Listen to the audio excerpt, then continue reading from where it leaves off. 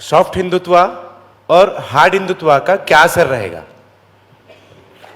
साहब, ये सवाल मैं बार बार बोलता हूँ। ये सॉफ्ट और हार्ड माने पैर में लगाने का अलग क्रीम और गाल में लगाने का अलग क्रीम, ऐसा कुछ नहीं होता है। हिंदुत्व हिंदुत्व होता है, लोग इस बात को पता नहीं।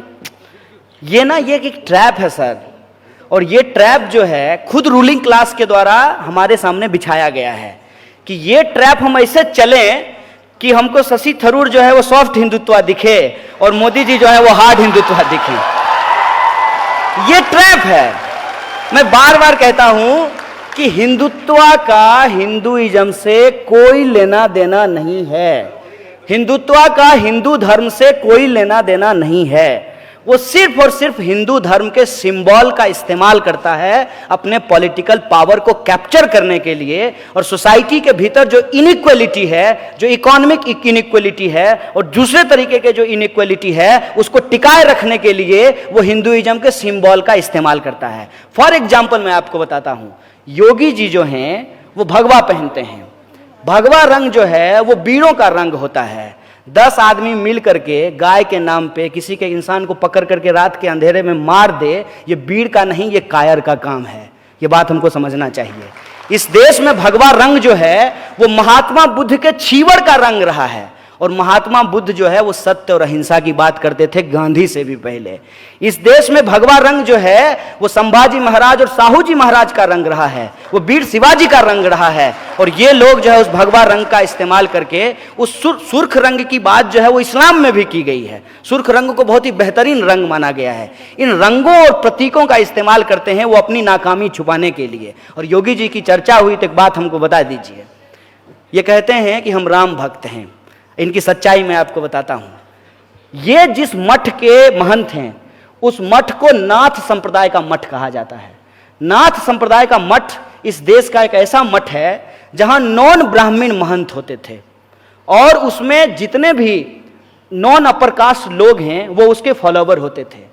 और नाथ संप्रदाय को निर्गुण संप्रदाय कहा जाता है। निर्गुण संप्रदाय मतलब जहां भगवान का कोई रंग रूप नहीं होता है, निराकार ब्रह्म होता है, साकार ब्रह्म नहीं होता है। जैसे इस्लाम के अंदर भी निराकार ब्रह्म की बात की गई है कि अल्लाह ने हमको बनाया है तो हम अल्लाह को कैसे बना सकते हैं, उनका नाक मुंह कैसे तैयार कर सकते हैं। यह निराकार ब्रह्म का लॉजिक है, और यह जो निराकार ब्रह्म का लॉजिक है, इसी लॉजिक से नाथ संप्रदाय वो चलता है। वो नाथ संप्रदाय के महंत हैं और राम जी का मंदिर बनाने की बात कर रहे हैं। ये कितना रेडिकुलस है, इस बात को आप खुद ही समझ लीजिए।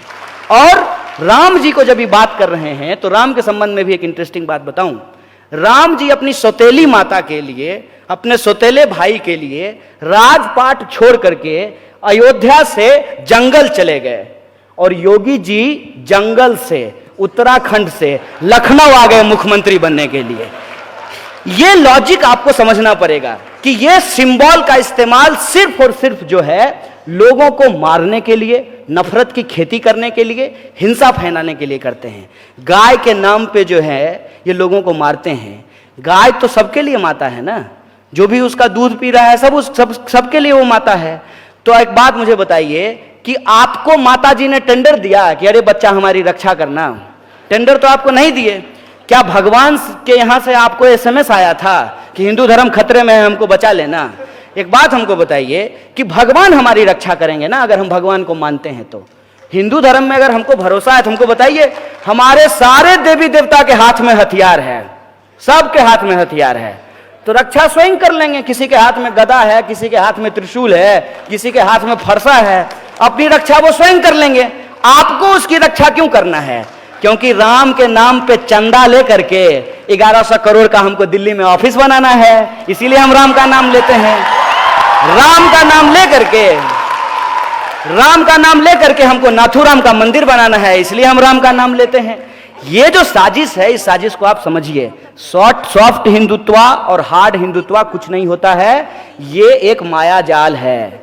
और ये माया जाल इसलिए क्रिएट किया गया है कि इस माया जाल में आप फंसिए।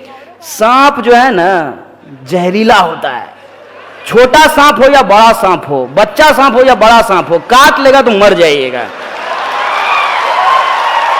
इसमें सॉफ्ट और हार्ड करने का क्या जरूरत है? और इंटरेस्ट, आखिरी बात मैं इस संबंध में बोल दूं कि ये ट्रैप इस तरीके से है कि आपको अटल बिहारी वाजपेयी की तुलना में आडवाणी जी हार्ड दिखेंगे, और आडवाणी जी की तुलना में आपको मोदी जी हार्ड दिखेंगे, और मोदी जी की तुलना में जो आपको योगी जी हार्ड दिखेंगे। अरे ये सब एक ही है, ये सब एक ही है, क्योंकि ये सब गुरु गोलवलकर का चेला है। और गुरु गोलवलकर ने इस देश के भीतर इनइक्वलिटी को जस्टिफाई किया है। महिलाओं को कोई राइट नहीं मिलना चाहिए, इसको जस्टिफाई किया है। दलितों को सेवा करना चाहिए, इसको जस्टिफाई किया है। इस बात को आप समझिए। इसीलिए इनके विचार मनुस्मृति के विचार हैं, और इनके विचारों को मानने वाले लोग, यहां कंफ्यूज मत होइएगा, वो किसी भी झंडे के नीचे पाए जा सकते हैं।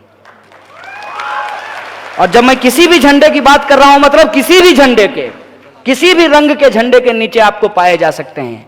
यह विचारधारात्मक लड़ाई है, आमने सामने की लड़ाई है। एक तरफ सावरकर के लोग हैं, दूसरे तरफ अंबेडकर के लोगों को इकट्ठा होना पड़ेगा, यह लड़ाई है।